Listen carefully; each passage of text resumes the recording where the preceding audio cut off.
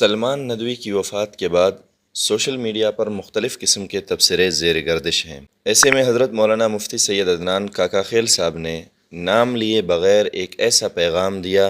جو ایسے کردار کے حامل ہر شخص پر صادق آ سکتا ہے۔ آپ لکھتے ہیں کہ حضرات صحابہ کرام رضوان اللہ علیہ مجمعین کی شان میں بدترین گستاخیوں اور زبان درازیوں کا مرتکب اور داعی اگر بغیر توبہ کے دنیا سے رخصت ہو جائے تو فقط فوت ہو جانے کی وجہ سے کسی اعزاز و تکریم کا مستحق نہیں ہو جاتا،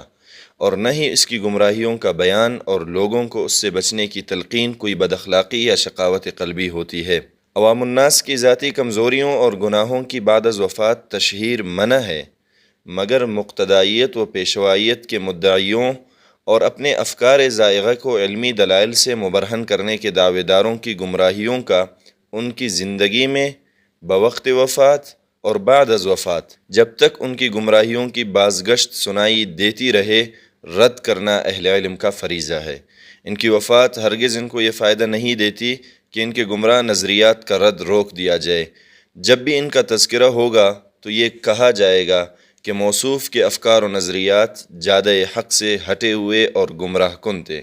اور موصوف اس امت کے سب سے اعلیٰ و ارفع طبقہ یعنی حضرات صحابہ کرام رضی اللہ عنہم پر سب و شتم اور الزام و دشنام جیسے ناپاک افعال قبیحہ و شنیعہ کے مرتکب تھے۔